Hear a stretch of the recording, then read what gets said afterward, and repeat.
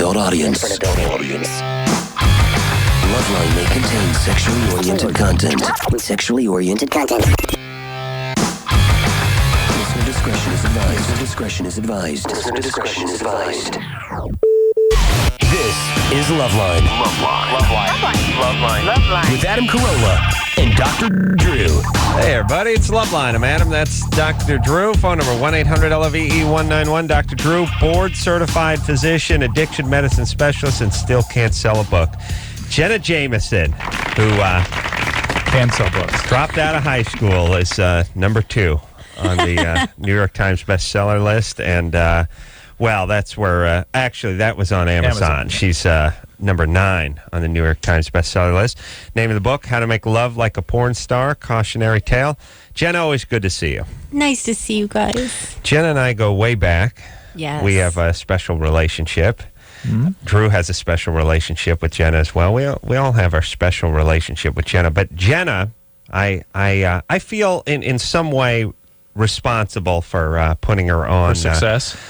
And I'm not saying I'm solely responsible for Jenna's success, but yeah, I more had a hand on it, as I recall. But yeah, I don't want all the credit. I just want like 65 to 75% of the credit, is what I'm saying, because she came back. It was, you know what I mean? People that have huge success tend not to come back and visit shows like this. Because she owes me. Because when I'd been in radio about 6 to 8 months. Yeah. Jenna Jameson was just getting into the business. If I'm right, it must have been about almost 10 years ago. Yeah. And she was this sort of hot up and coming, but not, who knew who she was 10 years ago. And someone said, you want to put her on Kevin and Bean, the morning show out here at the flagship KROQ. And we decided, well, it'd be good to have her on if Mr. Burcham, my alter ego, would do something with her. So that's when I fired up the pad sander and I put the velvet on it. I remember. You remember that? I remember. Yeah. Those were vividly. They were more innocent times, Drew. They really were. If you call that innocent. Yeah, I was just a kid in his 30s. Yeah, I didn't know any better. So Jenna, and then of course, Jenna Mania started shortly thereafter. And Jenna also came in here about, we found out 5 years ago, which we couldn't believe. I was even talking to some of the sploozers out there, and they were saying 3 years ago. Yeah, well, people, and for those who don't know what the sploozer is, it's part spaz, all loser. These are the guys who hang out in the parking lot, and anybody who comes in with a rack on them signs their whatever, and then it goes right on the internet.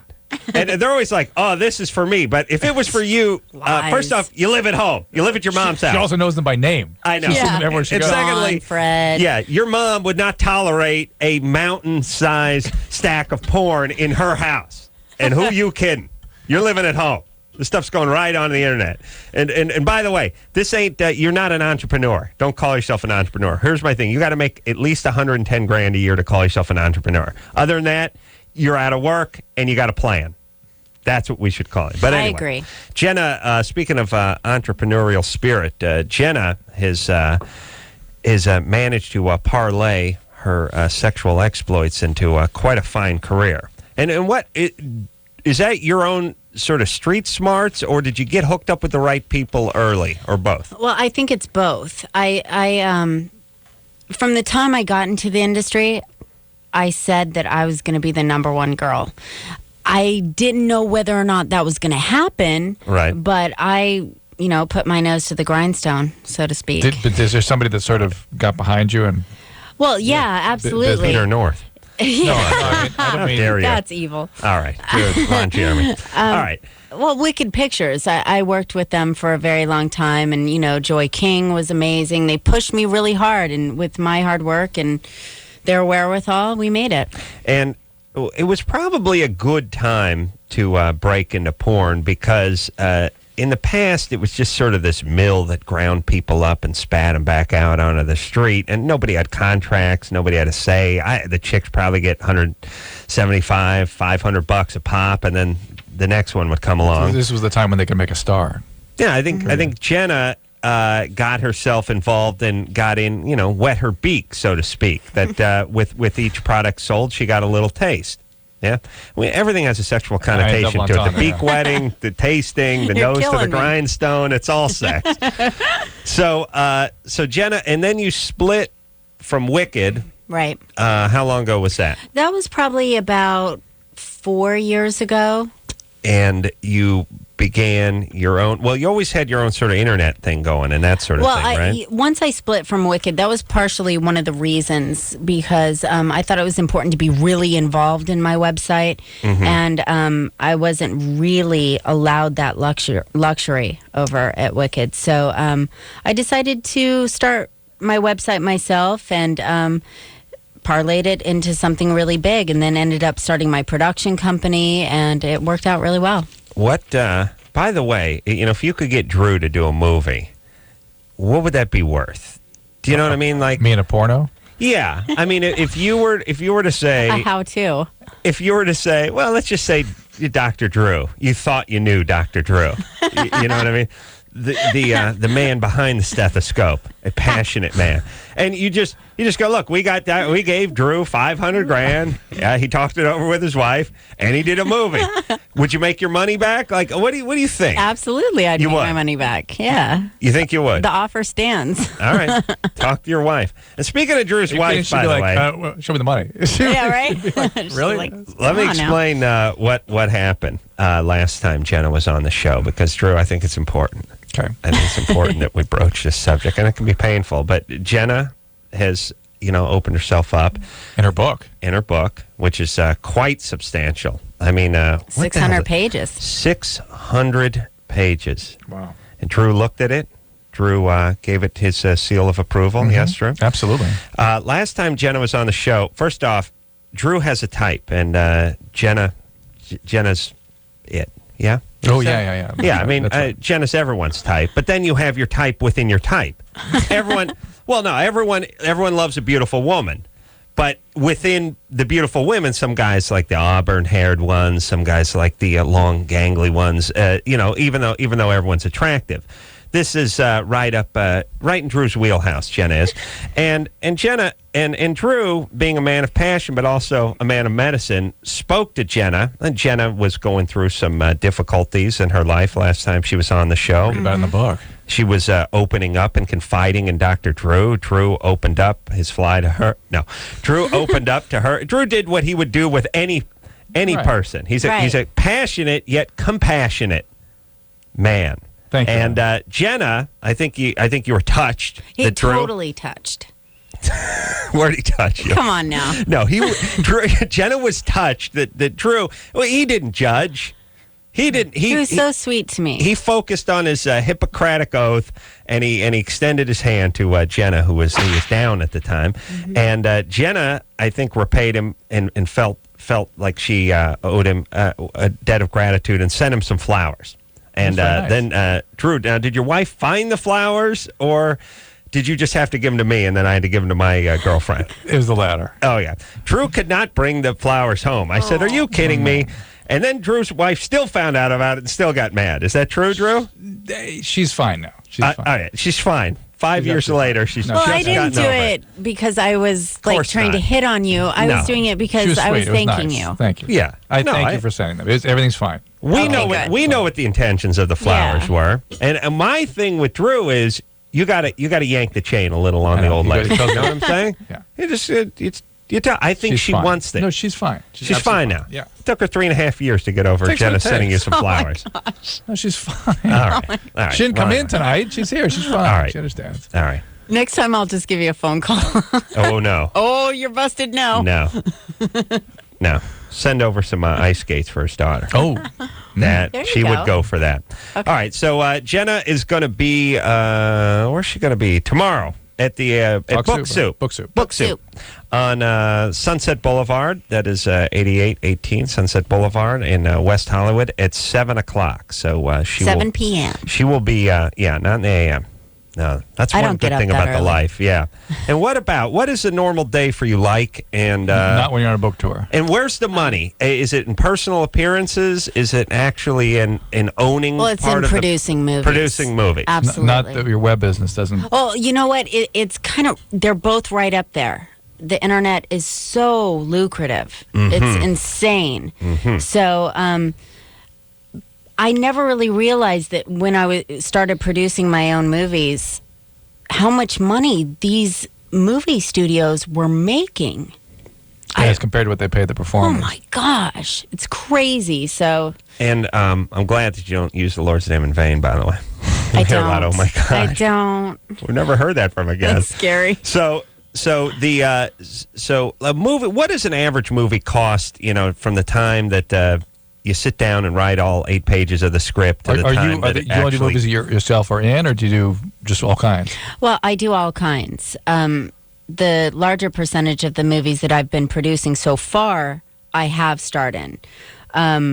But I'm starting to kind of step away from being in front of the camera. So, to answer your question, they're anywhere from $25,000 to $250,000. It depends on what you're trying to achieve. Right. And but if you spend more, do they tend to be distributed more or make more? Or?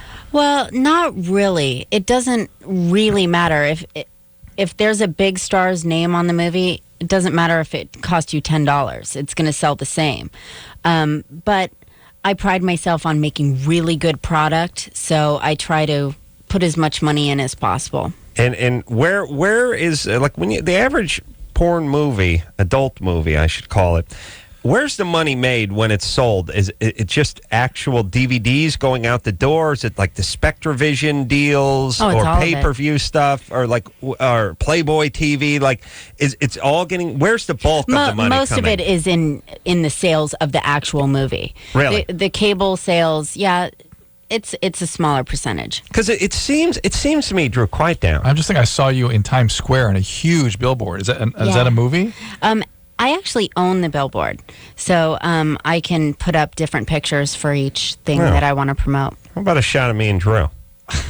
Okay. I'm not talking about all year, but just for like 6 months. 6 hours. For 6 minutes. Between the, yeah. Wait a minute. How do you own the billboard? You mean you have it for an allotted period of time? Exactly. It's a huge billboard on Broadway. I know. I've seen it. I actually masturbated to it. It was a light traffic day. I was going to say, but you masturbate to the Panasonic's graphics. Oh, please! It's a scary visual. Like I said, it was a Sunday. It was a light traffic day. It was starting to get dark. You're bored. Yeah, it wasn't like there were a couple guys in line Did you waiting hear to that see a happened show. today in Scott Pearson's trial? What happened? Some guy started self-stimulating in the middle of the courtroom. Really? Ew. Yeah, isn't that crazy? Wow, Jenna. Ooh, I mean, ew. What is this world coming to? Oh, very sad. Man cannot even beat off at a murder trial without the judgment of prying eyes. Is this what you're saying? Because I agree. I think I know where you're heading with this. Where's this world coming to, Drew, when we have to pass judgment? Where you can't masturbate when you want it. You can't masturbate in a public building. Please. All right. There should be like a Bible masturbation radius that he was within. But that it seemed like that was a cinematic release, that the film that was being promoted in Times Square. No. Yeah, I think the one that you're speaking about was a movie that I did called The Masseuse. No, look, I kind of confused it with. Drew, get on the internet. I kind of confused it with your book because it looked like it was an advertisement for that, but then it sort of seemed like it was also a film. Is there a film? Not yet. Okay. Is there? Oh, yeah. Maybe. Oh, well, that's the other thing. Now, I heard you a little bit on Stern talking about it. I mean, it's a tell-all. It gets into your life, your past, your upbringing, all that stuff, but also guys you've been with, a-hole celebrities. Oh, thank Christ I never did anything stupid. Right? Yeah. I mean, not that you would have gone for it, but you know what I mean? Some of them are just pathetic. Most of them just sound bad. Like, Adam started crying and begged me for a handy. He said it would be cool. And he said no one would find out. Then he cried some more. And then he told me he was a nipple freak and he wanted you to touch his nipples and put lipstick on them. You know, like some of the stuff, it gets a little weird. Do you know what I'm saying? Yeah, but if thank God I only worked her over with a pad sander. If you said that to her, not me, like you usually do, it'd be a little. Yeah. Well, listen, I have sensitive nipples. Yeah, I'm a nipple man. I like a little nipple stimulation. I don't think that makes me a bad guy. No, it doesn't. Jenna, but do you doesn't think make that you want to makes vomit when he says that? No, I think it's great. I have sensitive It makes me laugh, nipples. but I think it's great. Well, I don't know what's funny about it. Just as God made me. All right. Oh, gosh. All right. Jenna Jameson in studio tonight. We'll take a question for Jenna. Again, down at Book Soup there. What's that? Did I say that? Tomorrow. Yeah, 7 o'clock, 7 p.m. Los Angeles for the rest of you. That's right. Nicole, Yeah? 23. Yes. What's up? I just wanted to ask Jenna what the craziest thing she thinks she's ever done is. Oh, man. I've done some crazy things. That's what I figured.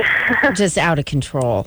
There are a few times in my life where I've looked back and I'm like, I'm surprised I'm still alive.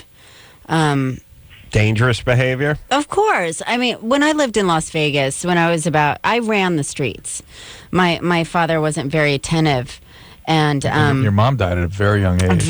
Yes. So I was kind of left on my own. But that was sort of the core trauma for you, wasn't it? I think so. I think so. Mom passing away. Yeah, even though I wasn't able to deal with it because it happened when I was so young, it certainly affected How old who were I you? was. 2. I was 2. Wow. I was 2. So, I grew up, kind of on my own, very independent. And, when I was about 15, 16 years old, I used to run around the streets of Las Vegas. Wow. Unsupervised and jump into strangers' cars on the Las Vegas Strip. Wow. And just kind of cruise the Strip with these strangers, with a couple of my girlfriends. And I look back on that and I'm like, I could have been really hurt. Yeah. Well, the thing about Vegas is as soon as you get off the Strip, you're just in the middle of the desert. Yeah. It's essentially just a graveyard for mafiosa types and strippers that talk too much. Yes, Drew? Was your dad a policeman in Las Vegas? Yes, he was. Wow. And so... Oh, I remember going to house parties and, when I was 15, 16 years old and everybody be screaming, oh, the cops are coming. And I'm like, oh, my God, it's my dad, and I'm vaulting over the back wall, trying to get away because I knew my dad would be there. So Right. Yeah, it's pretty 'cause crazy. That's like a 1-2 punch. That is the cops And your dad. and your Yeah. dad. I don't call know your what's- dad. Your dad's... Yeah, I don't know what's worse. It's a compound. I don't know. The kids of cops always seem to run just a little bit wild. Yeah. We've talked about that before, Drew, and I'm sure it's a whole host of reasons. But one of it is I do believe most cops have a sort of wild streak in them that could have sent them on the other side of the law had they not buckled down and Very chose true. to get on the right side of the Very badge. true. They're definitely thrill seekers. I mean, you just don't find quite bookworm types who decide they want to, carry a piece and wrestle guys in the back of a squad car. And it's that same energy that can sort of take you in another direction. Sometimes their kids have that same energy and don't choose to go the same law enforcement direction. That's for sure. So when did you get out of Vegas? I left Vegas when I was about 18 years old. 18. 18. And Jimmy Kimmel grew up in Vegas. You run into Kimmel over there? Because he used to say he I got all haven't. the ladies. I haven't. And it was funny because I see pictures of him in high school playing the clarinet with the funny part in the hair and the thick glasses. And I'm like, really? Oh, yeah. All of them? All the time. Really? Because you're just all knees and elbows. No.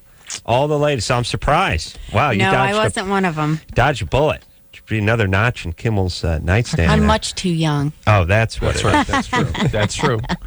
All right. So, and speaking of age, when do you hang up the diaphragm? Wow, that's a good question. It's powerful. That's why I get the big bucks. Diaphragm. Well, I don't know what you do as Do a. people still use diaphragms? I do. The Nuva ring. You do. I use a new ring. Jimmy likes it. Says it I doesn't think chafe him. that, nowadays women become, more and more beautiful as they get older. So That's right. So I don't think that it's a matter of age. I think that it's a matter of how you've grown as a person. But isn't adult film star is sort of like boxer or other sports or things that's like when you start getting older, you lose that energy. Like you just don't want to beat guys up. You just don't want to F in front of a camera. You don't want lost that you don't want to yet. thrill seek, really? No, not yet. I think it's because I've kept my movies to a minimum. I only And do burn about out. 1 or 2 a year. So I would think, though, a line in the sand that some people might sort of point to as where they want to stop is when they have kids.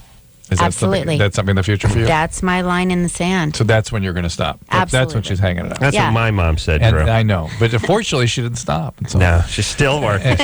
She's in her she's fact, 71. Things would have been a lot better for you. It ain't pretty. With her locking herself in the bathroom and screaming "freak out." The I don't know. bedroom yelling freak out. I beg your pardon. Smoking weed, yes. Yes, we all have our crosses to bear, Jenna. Perhaps I should write a And is book. that something near future? distant Yeah, future? I am hoping. You know, I got married last year, and I have a wonderful husband, and it's something that I've looked forward to for quite a while. So I'm hoping that soon. And if you're only doing a movie or so a year, do you get to handpick your co-stars? Well, I only work with my husband. Oh, that's it now. Yeah. Oh, so I've probably seen his penis.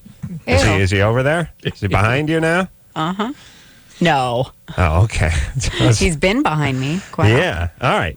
But that's now. See, there's one of those things where you know you've arrived. You got to be hot to only work with one dude like your boyfriend, or to call the shots. Yeah. That's true. If you're skanky, Well, it's not like, just hot. You kind of have to control have and power. set yourself. Yeah, hot in the helps business. though. Yeah, you got to have some juice, because otherwise it's like, look, I only work with one guy. Oh yeah, well there's a Hungarian soccer team. Now get down there, or you don't get your $80. But if you're Jenna, you're like, nah, I just work with my husband, and he wears a condom on his head like Howie Mandel, and those are the rules. Take it or leave it. All right. He does. That's funny. All right, we will take ourselves a little break. Jenna Jameson is here tonight. The name of the book is How to Make Love Like a Porn Star, Cautionary Tale, a substantial piece of literature that Drew can't bring home. We will take a quick break. We'll be right back after this. 1-800-LOVE-191. LoveLine will be right back. LoveLine. LoveLine. With Adam Carolla and Dr. Drew. Live on 105 Alternative. San Francisco.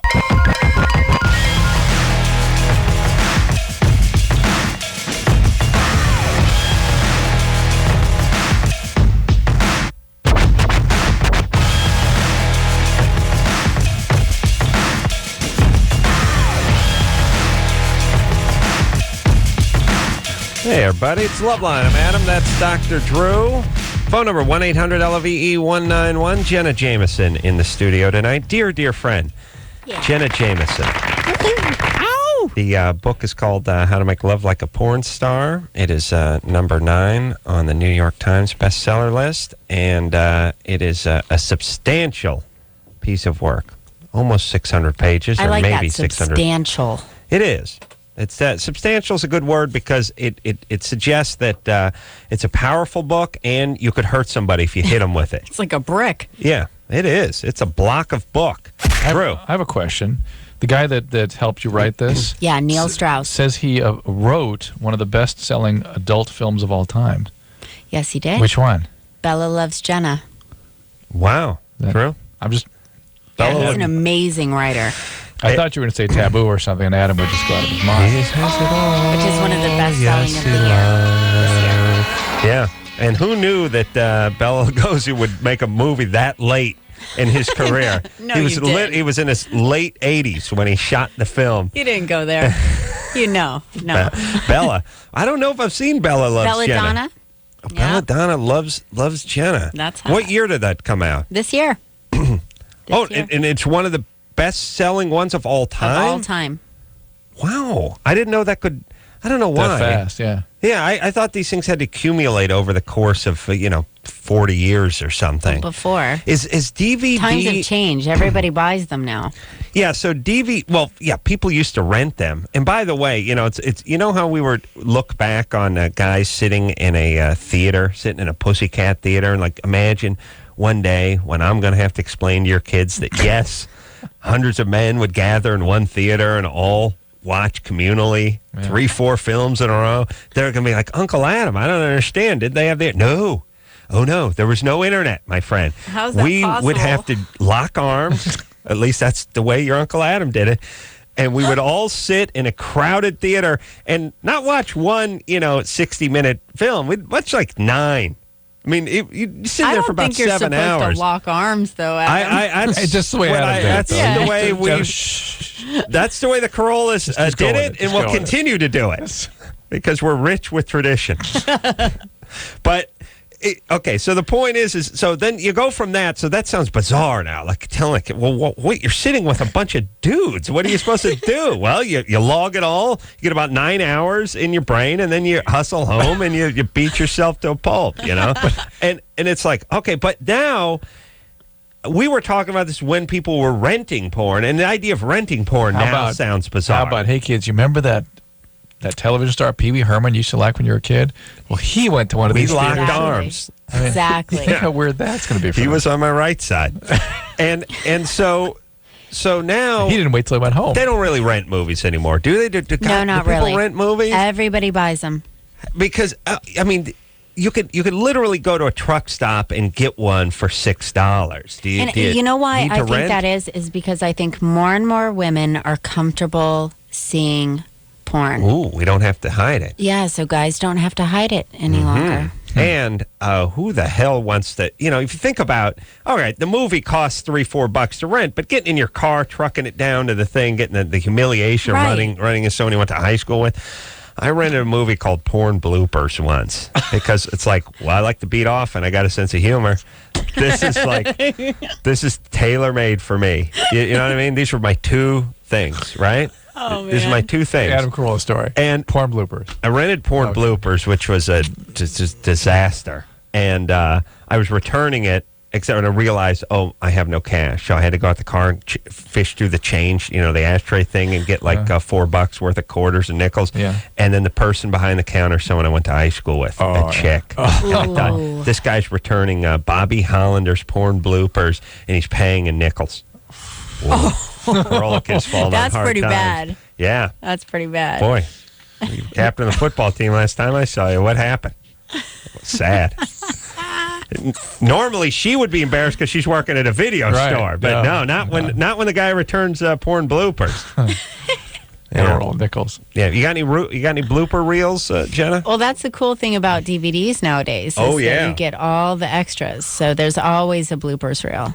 Yeah, I know because I got Jenna's movie. What's the Firehouse movie? Flashpoint. Yeah. I can't believe I can seductive. remember these things. Yeah, that's pretty good. Yeah, it's got behind the scenes. Got the director narrates a little picture of the craft service table. It's all there. It's all there. And let me say this too about porn on the DVD format. You know where you're going. You know what I mean? Otherwise, you're fast forwarding. You can either scan through it, but it goes too slow, so you stop it and you go forward. But then you think you missed something, so you stop and go back. Yeah, Well, the cool DVD's thing the way about to my go. movies now, I put a fetish menu. So you can pick out what you like the very best about porn, and it jumps to those exact scenes. Really? You mean in the DVD? So your nipple licking, Yeah. boom. But that's my own nipple saw. Well, you can She's working on that. fantasize. She's working on that. Okay. Yeah, sooner or later I'll be able to I don't do want that. to be confused with me giving pleasure to others. Porn That's not 4D. what it's about. Drew, explain to Jenna that nobody receives oral like me. Oh, would you like to see this? It's really, you may be giving up some secrets that could show up in a film. Exactly. Well, what I want to say to Jenna is a lot of people talk about their prowess satisfying others. A lot of guys brag that they can bring a woman to climax or give her great oral sex But or whatever. Carolla, Not me. But I'll tell you what I do better than any guy in North America is I receive oral better. Do you know what I'm saying? And to me, That's a talent. I'll tell you what. Because, Adam, don't you going too far? Don't you better. You better well, no, I don't want to get defensive about it. What I'm saying Are you going to show her? I will. Yeah. I want to see. Are you sure? Later. I will. All right. But the point is a lot of guys, it's like you watch the Olympic sports. Everyone wants to win in the swimming and the track and field things, but the smart guy's over collecting his medals in archery and ping pong and stuff. He goes where there's not much competition. You don't have to take on any brother that can squat 800 pounds, just a couple of nerds, and you take home the gold, and you got a gold medal. That's what I did with receiving oral. That's nice. I'm not even getting the line of the commendable. guys who claim they can go all night and bring a woman to the height of climax. I receive better than anybody, and there's nobody who can take lay claim to my throne. Drew, do you understand? I'm here to tell you. All right. I'm gonna give you just a little sample of what I'm like. Okay, bring it on. It's part of my technique. Yeah. Oh You boy. gonna do it? Yeah. Keep going. And that's it. That's no, good. No beating about the head with the knuckles. No resting the beer on the crown of the That is head. good stuff. Yeah. Again, I'll give you one more shot. No. And I'm not No, rude. come on. I'll tell you, You're gloating and I've now. Come on. refined my techniques Relax. over the years, Come too. on. Enough. I learned that, for instance, put down the TiVo remote. That's something I learned just a few weeks ago. Okay. I mean, the point is I can always improve. You're bragging now. You're bragging. Come on. All right. I'm I'm just getting saying. intimidated. I'm saying take the pants all the way off. These are other. If you're gonna you can't take the pants off unless you take the shoes off. These are all things, all ways I've honed my technique. Do you see what I'm saying? There's no matter how good you are, you can improve. That's what I'm saying. I agree completely. And what you saw there, you thought was the pinnacle of receiving oral, but I'm still looking to move forward like any champion.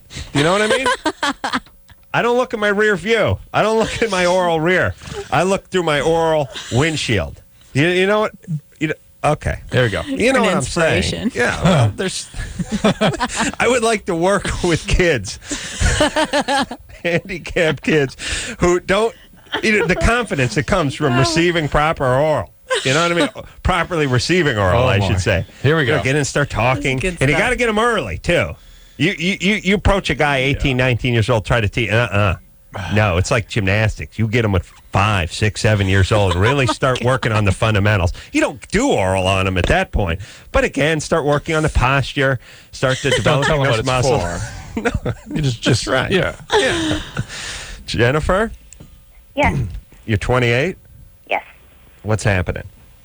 Well, my question is, I am 28 and I've never had an orgasm, and I just want to know how abnormal that is, I guess, and if there's anything I can do.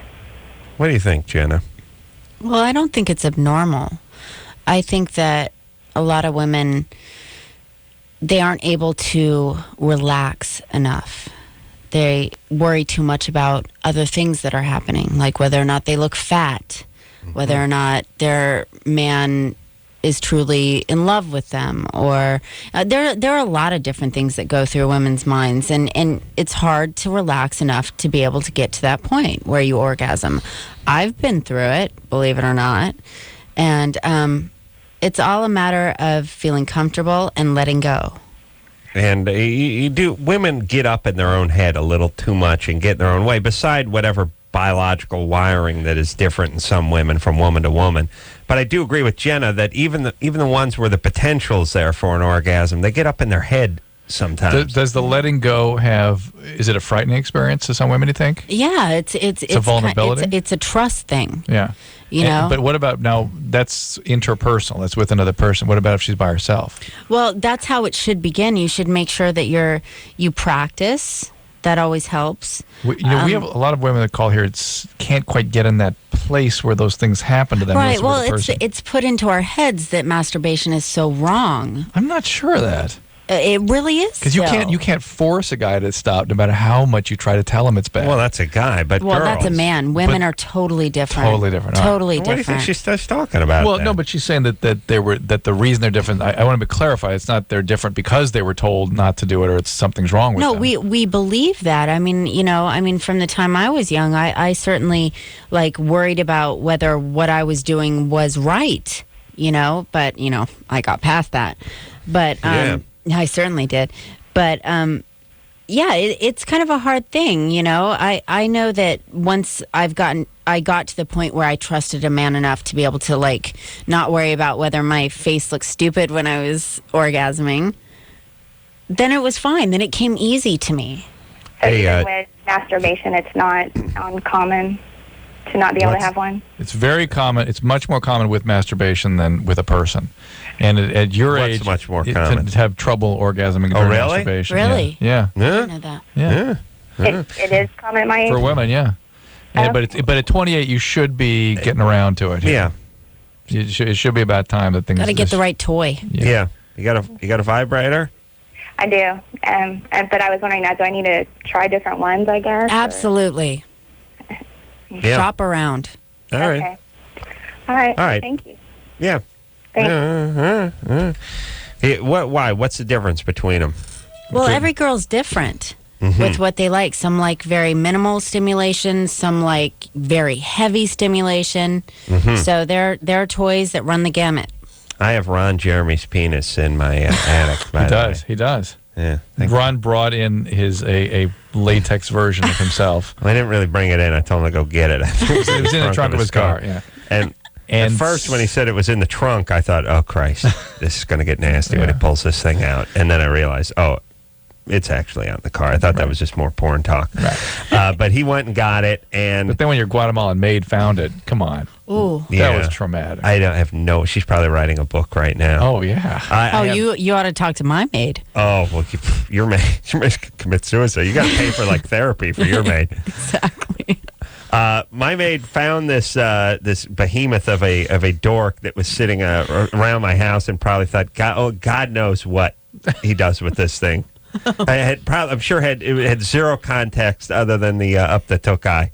There's only one place that thing could have gone. Mm-hmm. Yeah, very scary. And my whole thing is I should throw it away, but it probably costs $65. Oh my God! Like what? I can't throw it away. It's something. Do you guys get into that? Where you don't use it really truthfully?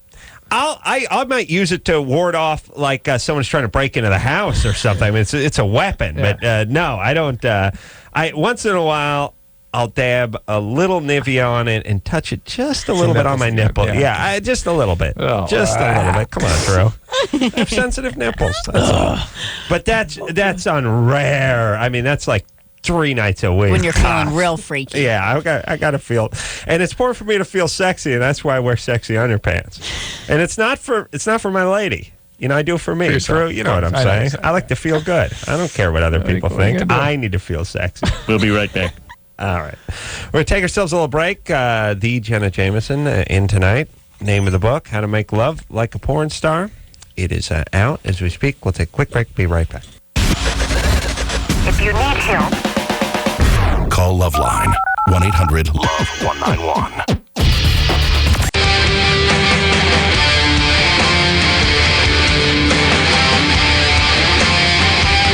Hey, everybody. LoveLine. I'm Adam. That's Dr. Drew.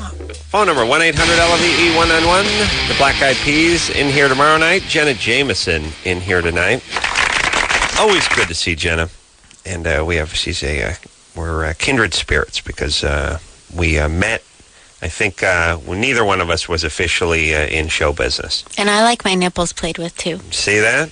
That's proof positive. Yep, that's right. Separated at birth. Both have we're sensitive people with sensitive nipples. Drew is a man of passion, although has no feeling in his nipples. Strangely enough. Oh, come on. Well, no. Drew fell asleep on an airplane once, and I held a Bic lighter underneath his nipple. Thank God he was wearing his nursing bra. I was able to just carefully peel the Velcro patch back, exposing the nipple. And had it not been for the smell of the burnt hair, I don't think you would have woken up, Drew. No, of course not. A nursing bra. Yeah, when he travels. Listen, old habits die hard.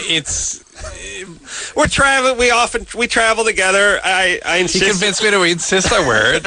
he thought I would be of a similar proclivity to him, and so he wears his. I wear mine. It's also the kind of thing where I bought it for him. I think for like Christmas, and it's like when your grandmother gets you a sweater, and then she's coming over for Thanksgiving. He felt like he had Plus, to wear he's so abusive. You got it. I just took peas and I do it.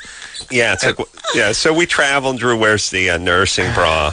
I told you, you've got to be more empathic with other people. Not everyone experiences things exactly the same way you do. All right. I'm just saying, Drew's nipples are not even hooked up. Yeah, but still, there's nothing attached to them. They're really just coasters that are just stuck onto your chest. Really, I mean it. Does that make me a lesser person? In my book, how dare you? Jenna, bite his nipple and prove once and for all to his wife, to everyone else who's listening. All right. So, but you know why Drew's not a nipple man? Because Drew is a bread and butter man. He's a meat and potato man. Well, I'll tell you bread and butter, meat and potatoes.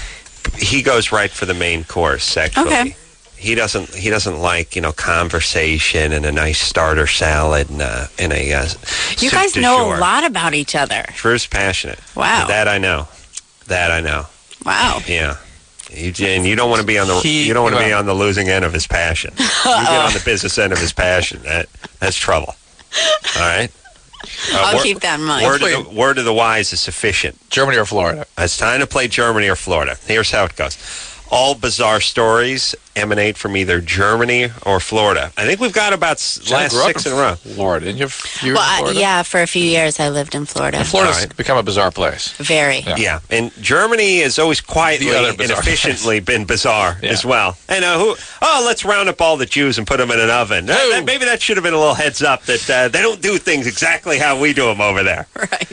I don't know why, but we're all over that. All right, they're back on their feet. So, Anna. Hi.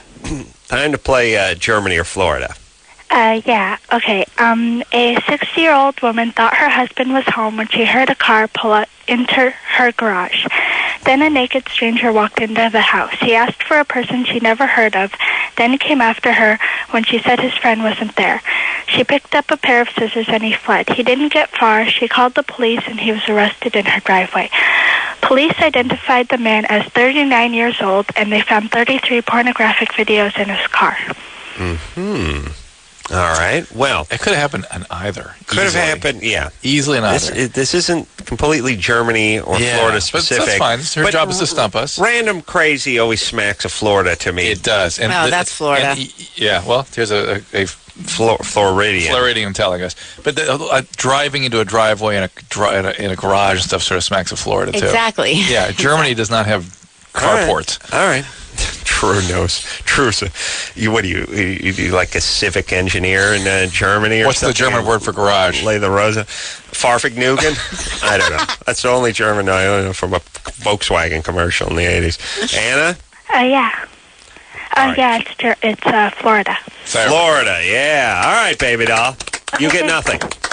Thanks. All right. Thanks. Well, we're really like 7 for our last 7 on the Germany or Florida. I think we're better than that. Oh, really? Yeah, we may have stumbled a little bit. No? I think we're in double digits. Overall, we're well into the 90 percentile, yes? Yes. All right. Let's keep a rocking and speak to John, who has a question for Jenna. John 17. John? Yeah, all right. There you go. He got scared. All right. Let's talk. Oh, really? Montana. All right. Mac? Yeah. You're 18? Yep. What's your question tonight? Well, hey, I just want to say I love you, Adam and Drew, and Jenna, I'd do anything to see you, but I had a quick question for you, Drew. Yeah. Okay, I play football. I'm a senior on the team, and before all the games, the guys like to masturbate, and they say it really helps them get pumped up for the game. And I was wondering if that, is true. Maybe I could take that up, or... Liar, whore, and you know it! It's a non-question. Yeah. What's Nobody that? does that. No, you I'm don't serious, beat off though. before the big game. Where? You mean at home, and then they show up to the high school? Yeah. No. No, they do. All right. And do you notice the guys who beat off playing any better? Well, I don't know, because they do it all the time, so I was... That's the point. It's not any different than any other day. Well, they said that something about it gets your testosterone going. Well, actually, it's an interesting point. All right, yeah, go. touche. Yeah, what about there is a point at which testosterone will climb if a guy is masturbating regularly. If he does too much, it applies the Corolla technique. Your testosterone, Sensitive nipples, high levels of circulating estrogen. Testosterone starts to fall off. So there's sort of an optimal zone. If they don't masturbate much, testosterone is not as stimulated to be. What is that number? I must know what that number is. For different people. It's not becoming compulsive about it. That's for sure. But it's also not trying to restrict it. What were you saying? I was thinking about masturbation. Were you saying something? All right, Jenna. Do flick Drew's nipple. No. Okay. Come on. All right. Don't get him in Treat her trouble, like Adam. a guest, too. All right. What do you mean? We didn't treat her like a guest. I treat everyone with the same horrible manners and dignity. Yeah. I mean, Jenna. That's what we love about you. Yeah, Adam. we're thick as thieves. There's great know. love That's right. between Jenna and I. How dare You started her career. What are you going to say? try to cast a shadow on what we know. have I know. and what we've had for many years. I know. 10 years You've I've known spoken of this it little often. girl. I know. All right. Let's keep moving and speak to Sarah, who's 25. Sarah, Hi. what's happening, baby doll? Well, love you, Dr. Drew and Adam and Jenna. Big fan. Thank you. You're welcome. I'm having a problem with obsessive sexual thoughts. I have, and it's getting worse. It's just accelerating. I keep having thoughts of being a submissive. I've had phone sex with strangers. You in a relationship? No. You mean, am I now? Yeah. Well, no. Yes and no. It's strictly sexual. Have you been on pain medicine recently? No. Nothing like that? You're not trying to come off something? No. Why?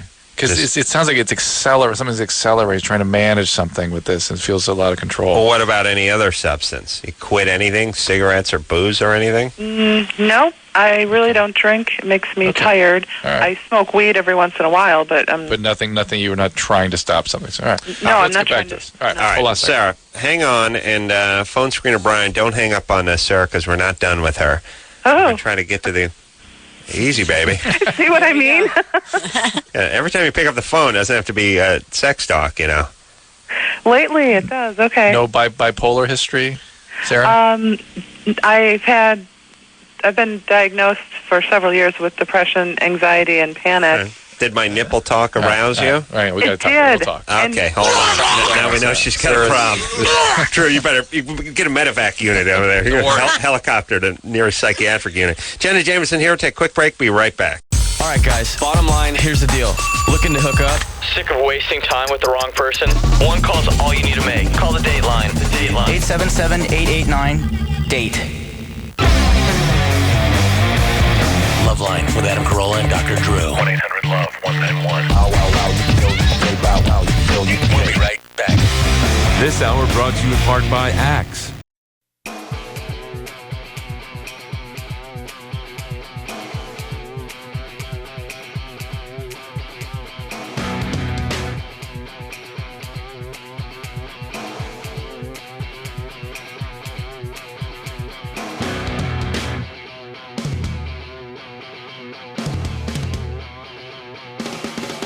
Hey, everybody. It's LoveLine. I'm Adam. That's Dr. Drew. Jenna Jameson in here for one more excruciatingly long break.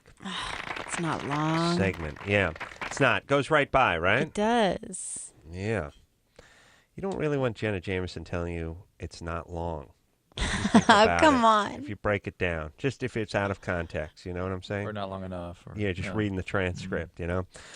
Jenna is here promoting her book, How to Make Love Like a Porn Star. It is not a how-to book by any stretch of the imagination.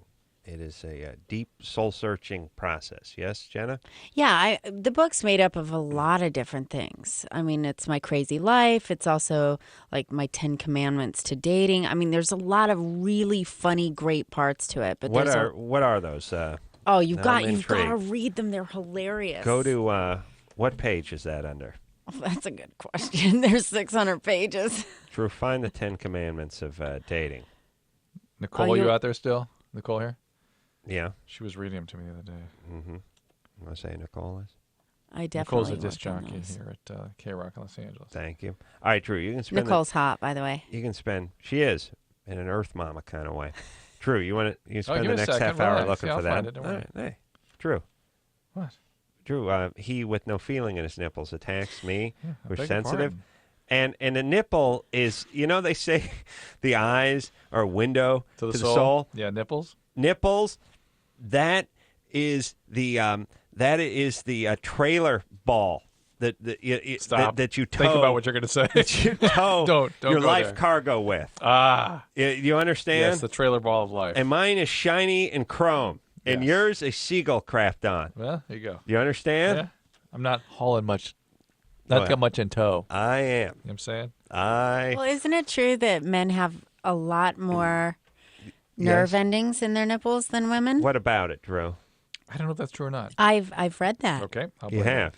Yeah, Where'd you read it, though? I don't know, Cosmo or something. All right. Is that bad? Just Cosmo's like, oh. Drew doesn't like that. Sarah? Yes. Okay, so when we were speaking last, you're still 25. You I'm still 25, even though it was a long break. Here they are. Here's the Oh, 10 Commandments. 10 Commandments. Name. I'll hold off on that. Let's just finish with Sarah, and then we'll get to it. So, so you're getting. Drew was saying you're maybe bipolar. Yes. I just feel some momentum building, Sarah, and I do too. it feels sort of biological, and that's why I was asking about medicines and substances and bipolarity. And are you a trauma survivor? Yes. What kind of trauma did you have growing up? I was sexually molested at, I don't know, 5 or 6. I don't remember what age. Yeah, so that can, all That's those enough. things, can sort of then again, change your wiring a little bit, and get you going. And then plus you have the times of this sort of hypersexuality, and then you go dormant. Right. That's some when people I have show up. Yeah, that's like well, the bat signal. No. You induce the body. Someone's You going induce dormant. them. I make kick them into that. Yes, you kick them into dormancy. Yeah, that's right. I'm the catalyst that forces them into their dormancy. So, you have a relationship right now? Just a sexual one. No, but no real relationship. No, I sort of quit men for about a year because I just stopped trying to date guys and find a relationship because I have always chosen the really wrong guy. I married the wrong guy, and I've dated him, and so I just thought, All right, Sarah, we got the picture. You got to get a little therapy if you were sexually I've had so abused. much therapy. Oh, really? Well, how about not enough to stop acting out. Well, how about a real relationship, Sarah? How about somebody who actually does care about you, and you make yourself available for real caring relationship? I've thought that's what I have been doing, but I don't know. I mean, obviously it's me because no. I'm Here's the a common trick. denominator, Here's a trick. You know, the terror of these experiences gets converted into attraction in adulthood. So you get attracted to people that are likely to sort of re-victimize you and reenact all this stuff for you. So how about going out with guys that you're not so attracted to? Guys that you like, but maybe not so exciting. Well, they start with them. Yeah, they can't. You can't be attracted to them on a visceral level. You have to be sort of. What are you laughing about? You're thinking about nipples again, or? Yeah. No, you have to be sort of lukewarm on them. I tell you why, because it sounds crazy to tell people to stay away from the people they're really attracted to, but it's almost like somebody who has a serious problem with weight. Like, if you really want that food, it's probably not the right one for you. Right. You should be eating something that you're sort of, I'm not a huge fan of beets, but I'll eat them. Yeah. Other than that, it's going to be strudel. And that's what's really going to make the hair on your neck stand up, and you should stay away from it. And I was going to say with Sarah that she's done a lot of therapy, but that's sort of the classroom part of life, and then you have to go out and field test this stuff. So you could be in therapy your whole life and never actually try to have any meaningful relationships, and it's not really going to work. Jenna. Well, you know what? I totally relate to you, obviously. I went through the exact same thing. And there's a lot of wisdom in what you guys are saying because I dated the wrong men consistently. It was a cycle of horrible violence and degradation. And finally, I met a man that I hated. And totally not my type. Did not like anything about him. And then slowly but surely, we started dating, and I was like, I love this man 100% with every ounce of who I am. And we've been together for 5 years, and he's changed my life. So I really do believe that what you're saying is true, that you can't consistently go after this guy that, pretty much all my boyfriends they were this same guy. Right. Even when you thought they weren't when they started. Sometimes Absolutely. You don't even think about it. The attraction is so strong, and you're so weak. You just get sucked into its tractor beam. Yeah. Yes? True. I'm very curious, though, about the evolution from really not liking to liking. Is that because of his perseverance, or did you have a...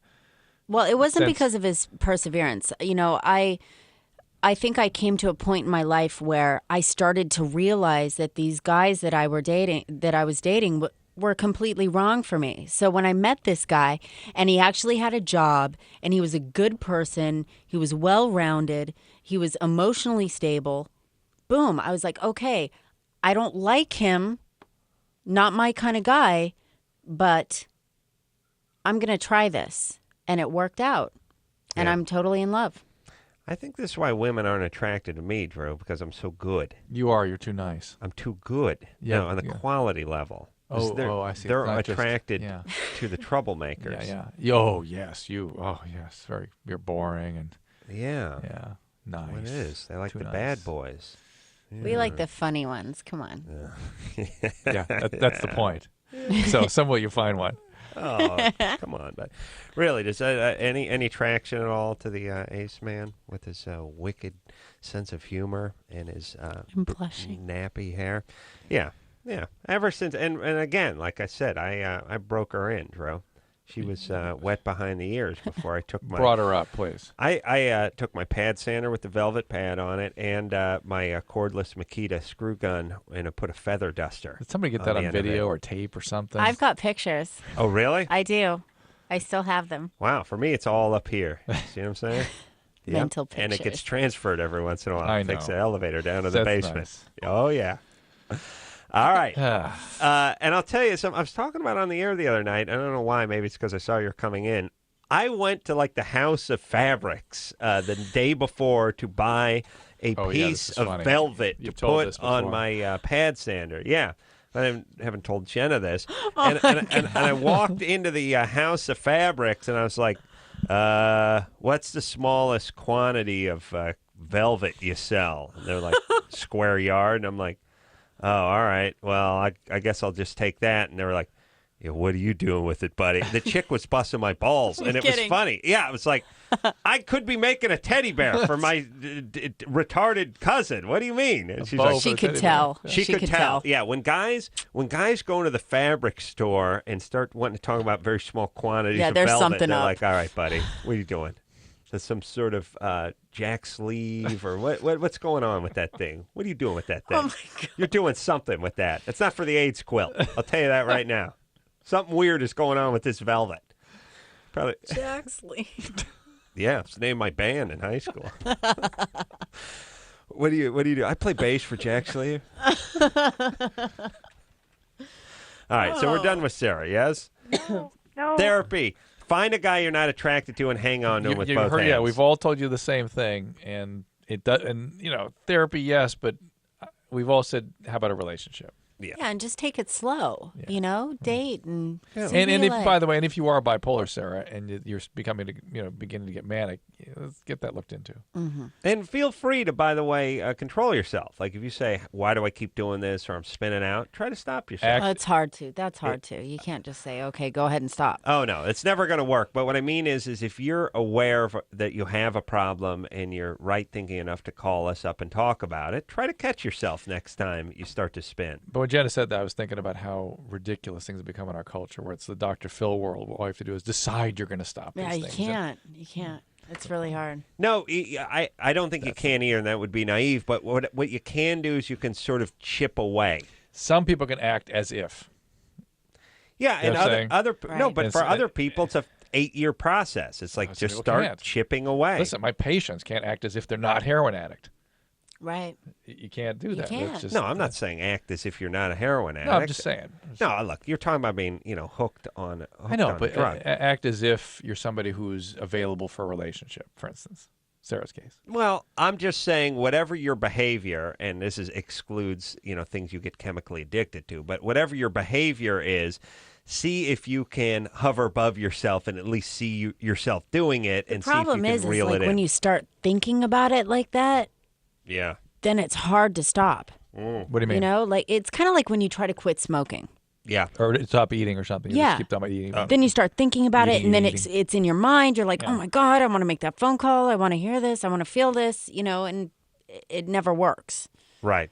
Yeah, I think that it's important to like better yourself outside of that. Like, do other things, find other happiness other than sexually and in a relationship. There are many other things. That's right. None come to mind besides eating, smoking, and screwing right now. But there's got to be other things out there. Building ships in a bottle. Nipple play. Did I mention the ships? Nipple play. I think that starts getting into the sexual thing, though, Drew. All right. You keep saying Depends it's on not. how you look at yeah, it. in the airplane the other day you said it wasn't. Well, like I said, you're wearing the nursing bra. And You know what he'll do is he'll loosen his corset if we're going on an international flight. You know, because it's hard. It's hard. I know it cuts into your ribs. You told me you promised you wouldn't bring that up. I never said I wouldn't bring up the corset. I said I wasn't going to bring up the jock full of nuts. The gag where I have you wear the one with the zipper and the peanuts in it. That's funny. No, now you've gone too far. That I said too far. All right. Well, that I said I wouldn't bring up. Yeah, you said you wouldn't bring it right up. along. All right. Boys, that's funny. I remember I got the jock full of nuts gag gift when I was like 19. I was like, oh, are you idiots? This cost someone $28. By the way, I could use like a frozen dinner. I didn't know there was such thing as chocolate. Yes, sir. Is that where the snakes pop out? Yeah, unzip the thing and peanuts come out. It's very clever. Nuts! Chock full of nuts. Oh, my God. I thought it'd be like thing with like the snakes pop like out of the can. I know. That's a little more of No, a whoopee. that's penis jock. full of snakes. Okay. That's different. Trevor? Yeah? You sell any novelty gifts on your website? Because I'd like to design those. I have quite a few. No, he means like jock full of nuts. No, I mean, No, I would not like. yet. I would like to. That's a good idea. My novelty gifts and mix them with adult toys. You know So, what I like, mean? what would that make? That'd Like make a vibrator, dildo buzzer. You know what I mean? Like, hey, Dildo baby, taser? let me go. Just That'll start go laughing over like well. A maniac. Oh, yeah, women like that. whoopee dildo. Yeah, I got you, baby. You know what? Those would probably sell really well. That would work. Yeah. Yeah, they're like the love potion, the water soluble lube that burned like Burns, fire. yeah. Yeah. Oh, come funny. on. So That'd be funny. great. Yeah. Yeah. That's good fun. Yeah, we could really get into this. There are plenty of people out there that have a sense of humor and a libido who would appreciate The this. whoopee plug.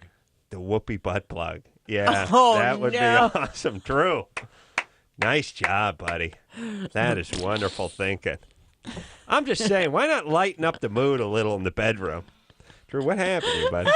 That's what I'm wondering. What happened to me? I'm just saying, it doesn't have to be that serious, you know? Yeah. They always say, be playful. Yeah. Well, there you go. Be playful. Fart candle. Honey, I'm going to light the candle just to set the mood. You know what I'm saying? They say be playful in the bedroom. Why not some good novelty gifts in there? Trevor? Yeah. You're 19? Yeah, I have a question for Jenna. But first, I'd like to say I love you guys. I listen to you religiously ever since I moved here. Moved here Thank from you. Israel about 5 months ago. So Whoa. Really? Wow. yeah, Really? thought you'd find that interesting. I do find it interesting. What are you doing here? Well, just wanted to try something new. I have some family here, get to know them. Mm-hmm. Yeah, but Fresno. Fresno. Oh, yeah, I know. It's a breeding ground for white trash, and it's the first thing I noticed. Hate this place. How did you know what What? trash is? I don't know. They must pick Oh, us we up we on get the American internet. TV. Okay. All right. So Trevor, you moved. Were you born in Israel? No, I was actually born in Southern California, but I moved when I was 2 years old. Mm-hmm. Because your parents were like, you could probably get shot or stabbed in SoCal, but you're not going to get blown up. Come on, sweetie. Let's be realistic. We got to move to a Yeah, place where that's you're going to get true. blown up. Fantastic. Thanks, Mom. Thanks, Dad. And so you moved to Israel, and what made you get out of Israel? Well, basically, they didn't want me in the Army. Oh, they didn't? What? Your parents didn't want you in the Army, or the Army No, didn't want the you? Army didn't want me in the Army. Why? I smoke weed. Oh, really? How can you get a lot of weed? Can you get weed in Israel? Oh, yeah, sure. We have pretty good hash coming in every once in a Oh, while. I would imagine, yeah, good hash. So I don't understand. So why doesn't everyone that doesn't want to serve smoke pot? Right. Because they're afraid to get in trouble with the police. And you just smoke pot and leave the country? Well, I already got in trouble with the police, so I didn't care if the Army knew or not. I see. What don't we know about Israel that would shock us? Or what would be the most interesting thing that people in the United States don't know about it? Well, from what I hear a lot from people, they think that the Israelis blow themselves up too. No. That's not true. No, nobody thinks that, do they? Oh, I've spoken to people that actually told me that that's what they believe. That's what. Oh, they well, know. you're in Fresno because you're talking to guys going, you got your car bombs and you got your Jew bombs. You are Jew bomb, okay? Now, the Palestinians, They got them car bombs, but you got them Jew bombs. Is that who you're talking? You're talking to just guys who work at transmission shops in Fresno. You're not talking to anybody with an education. Well, you're right. Nobody we know. But Trevor, you didn't answer Adam's question though. Is there something about Israel that we would find interesting that we don't know? I think so. I think you get pretty good coverage. All right. People here, we party a lot more from what I see, though. The Israelis do know how to have a good time. Huh. All right. All right, what's up? We have to compensate for everything that's going on. Yeah, I understand. What's going on? Well, my question for Jenna is, how does a regular person get into porn production? Production? Yeah. Production? Well, so you don't want to be in the movie? No, I want to be the guy that makes the money off the movie. Well, you got the Israeli thing going for you, which is a step in the right direction. Right. Like you have to give you a members-only jacket, big thigh hanging down, stick some hair on your chest. Not really. I have long hair. You're 19. And you're 19. Wait till you're 38. You have the big gut on you and the hairy chest. So what about it? What do you have to do? You got to get a woman, right? Well, the production side is completely different than being in front of the camera. So the problem is it's a very close-knit community. Mm-hmm. If you don't know people, then it's very hard to be taken seriously and be successful. So my advice would be to start working as like a camera tech, as a grip, learn the ropes, because it's not as easy as everybody thinks. So it's like really any other media venture, absolutely. Because it's the same an thing. apprenticeship. You don't call Donald Trump and go, "Whoa, how do I be a mogul?" Yeah. It's like you just get in. Well, same and thing start with working. television production. You get in there, hustle. And, Now, Same thing. I do know this from being on the set of a porn and seeing guys around. If you want to do the tech or the grip stuff, you have to have cutoffs. You got to wear a raincoat. Creepy jean cutoffs. And you have that duct tape hanging off your thing, and it's great. But that is the uniform It's the attire, of the porn grip is the cut off denim jeans. I don't know. It seemed to have gone out, and over every other circle's phased out the cutoffs, but not in the porn. Not in porn. And has there ever been like a grip or tech or one of these guys that's creeped you out on the set? I'm sure all of them there was every a guy. time.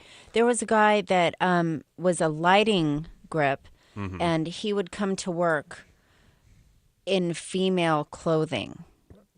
And, Maybe it was just to each his own. That's all good, but don't subject me to it. It was very strange, and he was a very heavy-set guy. And he'd bend over and he'd have these satin G-strings on. And Wow. it was a little bit awkward. Nursing bra? Yeah. Wow. I guess if you're showing up to the porn set, you figure, well, I'm just gonna everybody will accept me, let my but you know freak what? flag fly here. I mean, who's gonna kick me off this set? It was very strange. Yeah. And then he wanted us to start calling him Nancy, and it was weird. It must have been a great conversation between like him and the director. Like, listen, Bob, we're shooting a very important triple anal scene here. We're gonna need you to have a little dignity and decorum here. Could you go ahead and put some trousers on? We could have shaved at least. So, any other weird, creepy guy, just just giving you that weird stink eye the whole time, like he's enjoying this a little too much? Oh, that's happened quite often. Nonstop. Yeah. But I mean, usually they're really respectful. They'll take you aside afterwards and go, "Oh my God, that was amazing." Which is cool. Oh, yeah. But I'm lucky that people in the industry have always treated me with respect because I've demanded it. Right. So. Well, now, and again, we talked except about for Nancy earlier. You got in. It seemed to be, and you made it the right time, but things are definitely different. Things are open to the entrepreneurial spirit, which I don't know. I just wonder if this was 1975, if you would have got chewed up and spat out. I don't think so. All right. Not if I had the right frame of mind like I do now, All right. Well, the point is you're laughing all the way to the bank. That's right. God bless you. Look at the. God bless you. Amazing. What are we looking at? What's on her wrist and finger. Nice right. Oh, yeah. What is that? Is that real? Yeah. Wow. Oh my. What? Oh my. Oh my God. How many carats is that? What is that thing? Canary diamond. Don't ever if you wear that in front of my wife. That's what all guys say. They're ever- like, please don't show my wife. You put your hands in your pockets, you keep them there. Wow. It won't fit. What is that Bring thing? that all up here. It's a 13-karat canary. Oh, my And God. is that emeralds around the watch? No, it's just the light hitting. It's a, I got to check. It's a Bulgari. Wow. Wow. This is my wedding present from my husband. I got a cell phone. You seen it? I gave away from a mixer. Yeah. Oh, you gave her. Now, one of the powered ones or just a swizzle power, stick? power. Wow, Oh, that come is on, you nice. guys. You're well off. 13 carat. No, I'm literally a millionaire. Literally. Yeah. And so is Drew. Drew, you're course literally you a are. millionaire. Literally. Yeah, literally. All right. That is it for the Jenna Jameson reign on this show. God bless you, sweetie Thank pea. you. Always a delight. Always good to see you. I'm so glad to be here. Will you come back anytime? I will. All right. The name of the book is How to Make Love Like a Porn Star, Cautionary Tale. Well, again, going to be at Book Soup, 7 o'clock tomorrow out here in Los Angeles, West L.A., right? On Sunset? Yeah, it's on Sunset. All right. We will take ourselves a little break. We'll be right back after this.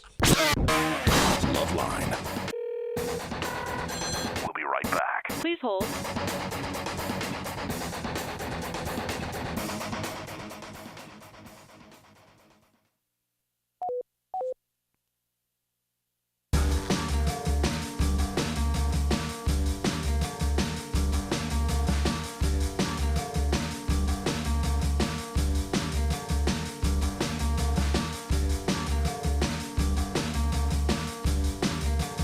Hey, y'all. It's Loveline. I'm Adam. That's Dr. Drew.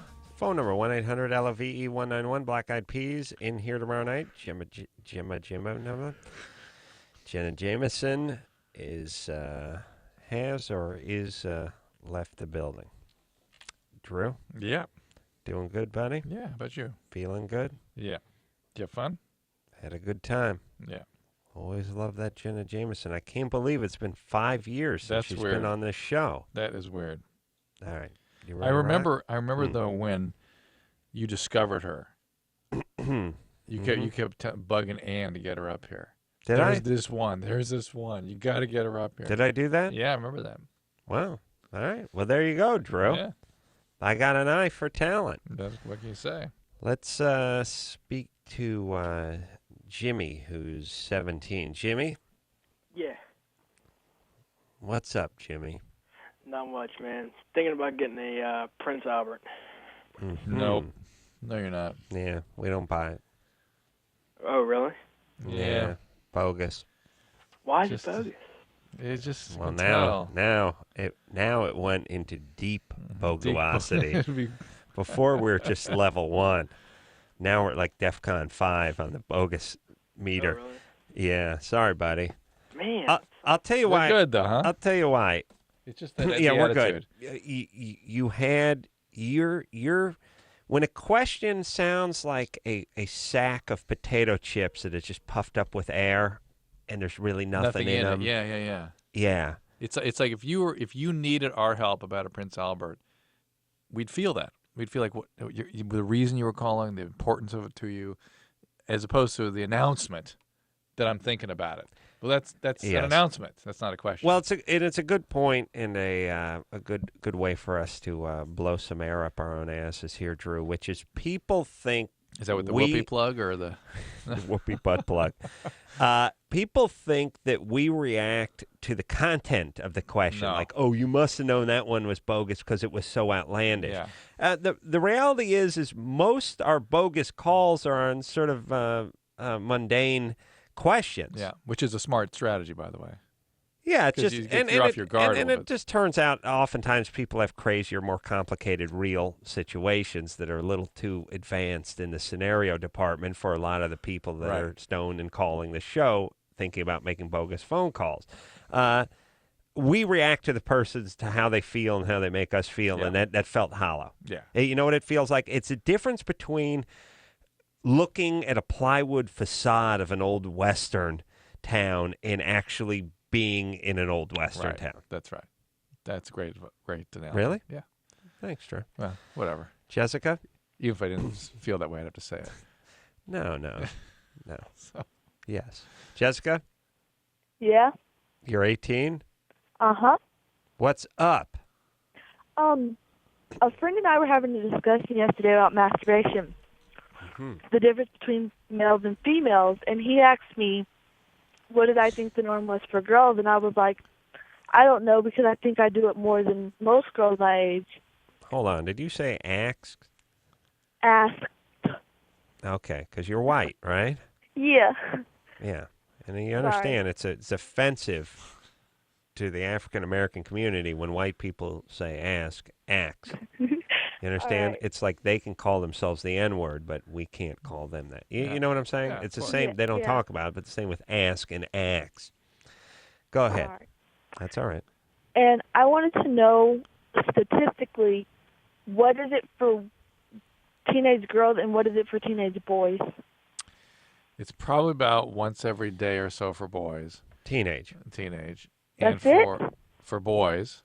And for Uh-huh. girls, it's a much broader range. Most are in the 0 category. Yeah. And some are in the few times a week category. like the I would guys. say for teenage boys, also, to put a finer point on it, it goes into this crowd of once you pass this threshold point of about 35, now it's 2 to 3 times a day. Do you see what I'm saying? No. Threshold 35. Number under your belt. Like, here's the Oh. thing. Let's say you start off, you're 15 or you're 14. It's once a week or something. Yeah. At a certain point, it becomes twice a week. At a certain point, when the total number that you've done it reaches 36, it begins to become. You get a little I momentum with understand it. it can be that way, but I'm still thinking of an average. It's probably more around once a day for guys. Yeah, average once a day because you factor in the people that just got started. Right. When the guy becomes seasoned, look out. And I wonder, Drew, if the access to the internet, the pornography, and all that I'm stuff sure. has cranked up the notch, notched it up a Imagine little. what happened to you. Oh, look, back in our day, Drew. Yeah. First off, what we would do is we would steal a stick from the elder's fire, and I would use the charcoal at the end of the stick to draw porn, to draw boobies. Yeah. And you just on stare a at piece it. of bark, and I would stare at it. No, seriously, you would take porn and you would borrow. Chris is trying to picture that right now. Look at him. He's like, really? Whoa, Adam with us looking at a piece of bark. We would go to the elder's hut. Okay. Okay. And that's where the elder and when he was thinking. He was thinking about Jenna. That's what that was. Is that what that is? I'm still. Yeah. You lost in thought. You notice how he didn't seem to be here for a while. Yeah. He was in the room.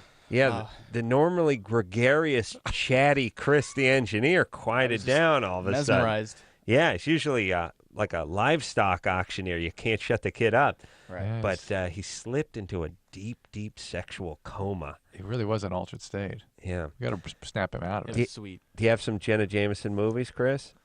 That I don't own them, no. No, you don't. You rent? Borrow from friends. Internet? Where do you? No, you're living at home. Do you? Do you have to I have a hide the DVD porn? player. You do in your room? No. Mom will drop dead. No, I just have a radio in my room. Just the you're radio. missing the point. Yeah, sneaking into the living room after you thought Mom went to bed could Oh, be very kill dangerous her. territory. Oh, poor Mom. Comes out, glass of milk. Mijo! Oh, no! Oh, Santa Maria! Chris's mom's not even Mexican. Oh, no, wait, she is, right? What is Half, she? half. Yeah. What is she, though? What's the mom? She's half? Her mom? No, who's the Mexican in your family? mom. Yeah, my mom's half Italian, half Mexican. Oh, yeah, good. That's a heart attack right there. Mijo, I made you some... Oh,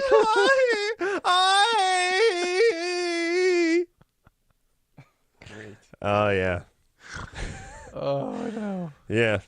Next Oh, day, it's she bad finds a times. stain on the carpet. She thinks it's the Virgin Mary. Chris has to explain what happened. It's a masculine stain. Yes. All right, Masculine, buddy. male protein stain. Yeah. So the DVD player's in the living room. Yeah. You got to get one You in gotta your get a room. little- You got a TV in your room? No, I don't have a TV in my room. No TV. You need to lend him your little portable DVD player. You got a you got a Oh, I have computer? a computer, yes. Computer's in the room. Oh, that's good enough. Why no TV though? I just don't like it in my room. That's all. Bad feng shui. You don't because it costs $200, or No, you don't? no. You just don't I have like it. I have a good stereo and a good computer. So. All right, you don't need the TV in there. You got enough room. Yeah. Okay. But what happens when you do get hold of a good DVD? You know what I'm saying? You know what I'm saying. I never reveal my secrets. Yeah, but you got Mom's work schedule down pretty good. I like the checkup phone call. Drew, you know you've done this with your wife before. When Hell you do that yes. thing, you do that call where it's like, "Hey, what's going on?" You know they're at work, or they're out on the cell phone, and it's you're thumping the melon a little bit. What's going on? Oh, yeah, you're still over at Sharon's house. When are you getting out of there? Okay, great. Well, I'll be here. You hang up. You're like, okay, I have 33 minutes. It's a 19-minute drive from Sharon's house to this house. That's if she makes every signal, and she's got to wrap it up over there. Okay, I got 33 minutes. Yeah, that's the feel-out call. Chris, you do that. You call your mom at work. How you doing? Just want to see. Okay, you be leaving soon. And I got the Skinamax on TiVo, so it's all good. Skinamax. Yeah. Got the TiVo. You got the TiVo, Chris? Yes. Wow. Yeah. Wow. In the catbird seat, Drew. Yeah. And he spent an evening with Jenna Jameson here, just here. Yeah, in a really. stupor. You should be paying me. Okay. We're what are we gonna do, Drew? I thought we'd take a call. We take a call? Yeah. Why start? All right, let's take a break. All right, You're let's take a break. All right. Let's take a break. When we come back, huh? Talk to somebody who's been on hold for 116 minutes, shan't we? Oh, 117. Yeah. John? All right. Right after this. Hello? Who's this? This is LoveLine. 1-800-LOVE-191. LoveLine will be right back.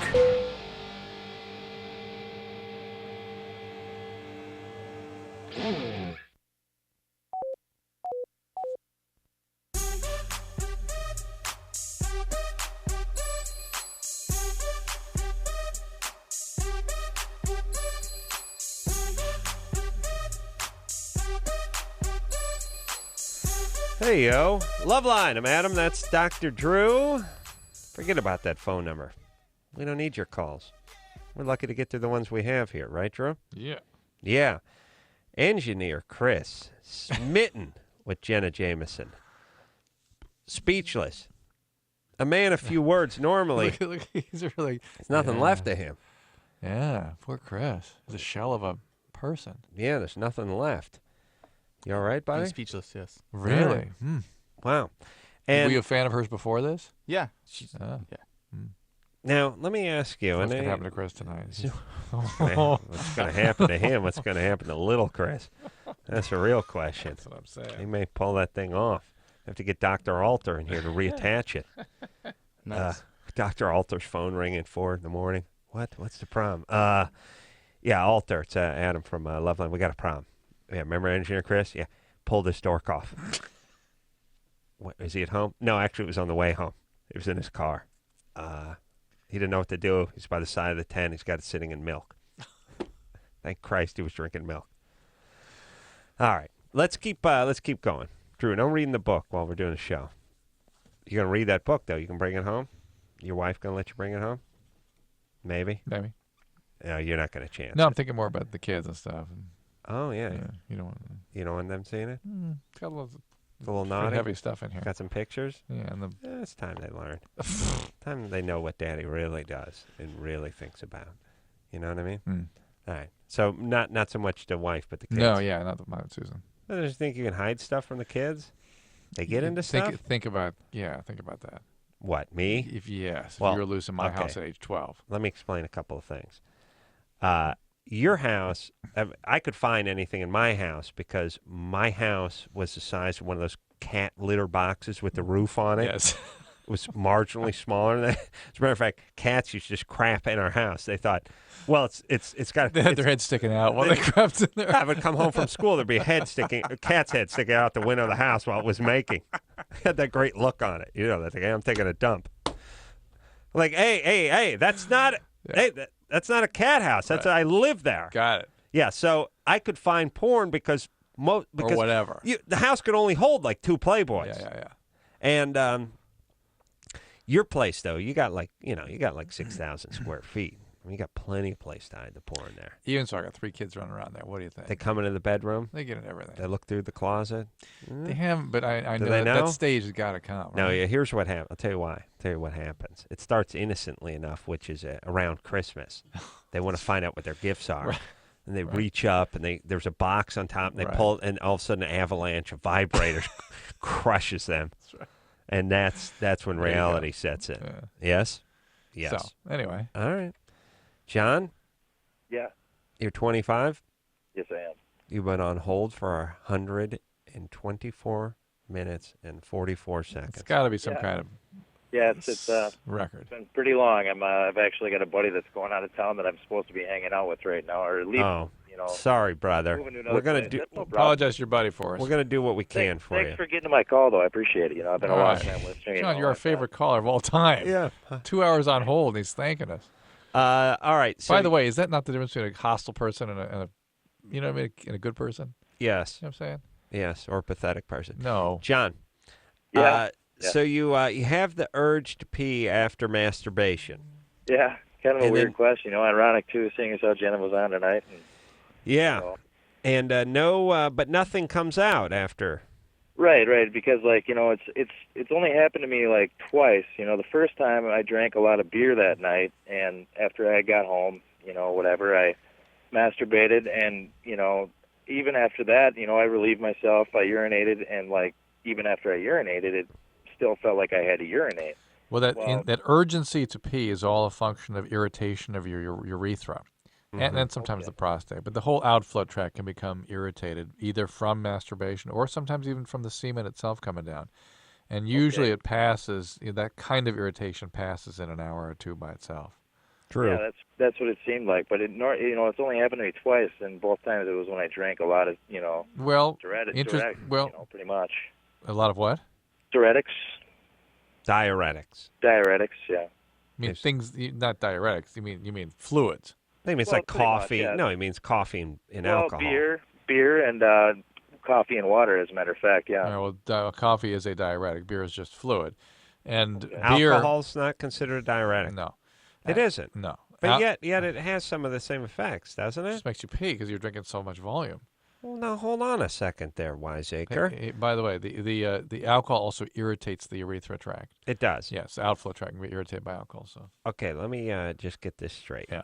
Caffeine diuretic. Yeah. Yes? Slight, mild. Mild. Diuretic is a diuretic. Is Diuretic that what you're means saying? it's stimulating your body to unload fluids above physiological levels. Right. You wouldn't normally have to urinate, Right. but now you have to urinate. It's not just stimulate. unloading the volume you put in. Above and beyond that volume, there's more going out than going in. Right. So caffeine will do that. Caffeine like is diet slightly. soda, coffee, Slightly. that kind of stuff. Slightly. Slightly. But they do talk about people drink like a lot of diet soda, get rid of a lot. They make too much out of it. Yeah. Okay. And then I thought alcohol had the same effect. No, it's pure volume. Just pure volume. No diuretic at all. So you're just drinking beer, you're just peeing as much as you take in.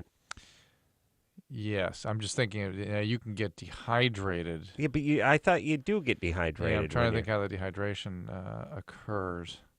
And then what is a real diuretic? A diuretic? Diuretic, there's different means of they affect the loop or the tubules in the kidneys. It changes kidney right. physiology. It's boring, but it stimulates the fluid to not be reabsorbed by the kidney. It can keep on flowing out. So a diuretic is anything that makes you do that, put out more than you take in. Yes. But coffee, coffee's about diet soda is about as good, or maybe regular soda is about as good as we're going to do. But if they have real diuretics, Oh, then yeah, you go get them. Yeah, go get me some of that. No, Try out what for some surgery or a test or well, something when like you have that. heart failure and liver failure, and your body hangs unnaturally onto fluid, you got to make it unnaturally go the other way. All right, to try to bring it back towards normal. Let me ask you a question about urethritis. Right? Yeah. What is the difference between non-specific urethritis and non-gonococcal urethritis? Same thing. Same thing. That's what I thought. Why? Did this come up with the Jimmy's today? I got this guy at work that's got he's NGU. He's a red fountain. Yeah. Ouch.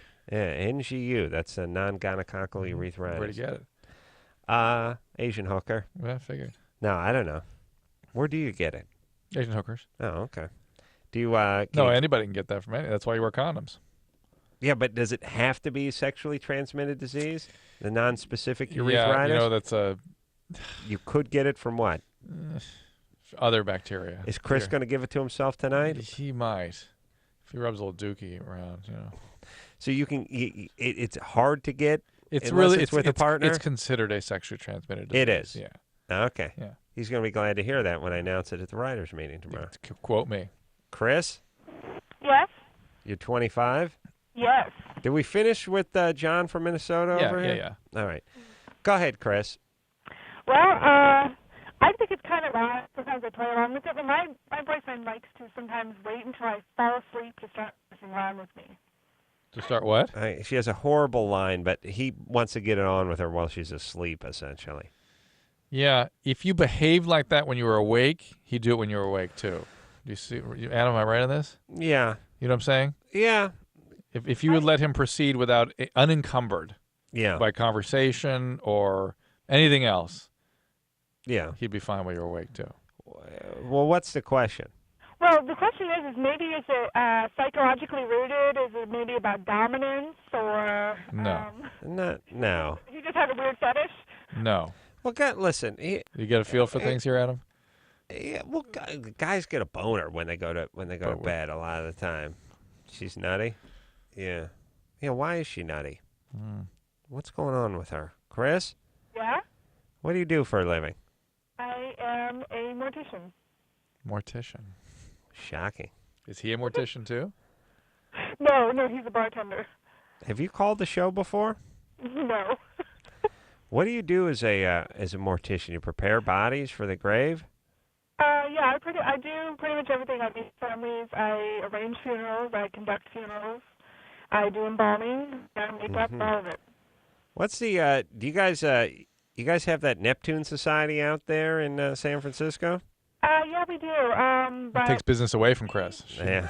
Deal with them directly. They're usually their own separate entity.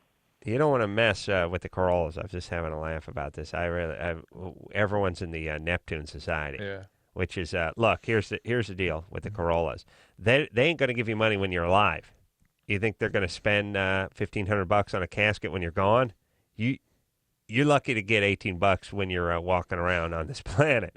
You dead. I really, if there was a service that said, look, we drag the corpse to a gator farm and toss them in. Looks like a Bond movie. The Corolla service. They'd be like, well, is it cheaper than the city burial? Then we're in. They're in because it's realistic. What the hell? The Corollas are atheists. Huh. And why should they? You already have enough heartache. Why should your wallet ache? But anyway, as far as Chris is going here, the fact that I think he just likes the fact that she's quiet and holds still, and that's probably what he'd go for while she was awake too, if she were capable of that. Yeah. You know what I mean? I don't mean to be disparaging, but I don't think it's fetishistic. It's just he just. I wonder if Chris's attraction to the embalming process and the asleep with the sex. It's weird, isn't it? I don't think so. It makes it to me. It adds up to bogus. Is what it adds up to. I'm reaching. Yeah. We'll take a quick break. We'll be right back. All right, guys, here's the deal. You're looking to hook up, sick of wasting time with the wrong person? One call's all you need to make. Call the Dateline. 877-889-DATE. Call the Dateline. 1-800-LOVE-191. Call LoveLine.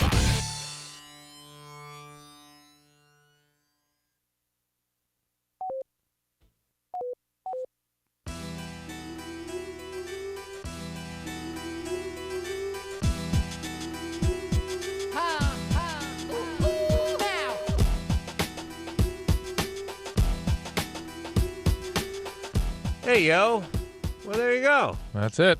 That's LoveLine. If we were doing that best of CD, we may have saved snippets from that show for it, Drew. What do you think, Anderson? Oh, well, Drew, maybe we're gonna. You mean the video version of it? No, just the CD. Oh, the CD. Yeah. Which snippets would those be? There you go. Some of Adam's funnier stuff. That's right. It'll be in outer space. Everyone, listen. That's the way it's meant to be. Meant to be done. We'll want to thank Jenna Jameson for coming in here tonight. And until next time, I'm Carl for Dr. Drew saying mahalo. I made you some.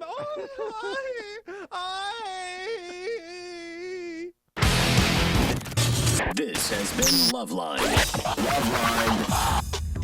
The opinions expressed on this show are not necessarily those of the staff, management, sponsors, or this station. The producer for LoveLine is Annie Golden. LoveLine is a presentation of Westwood One Entertainment.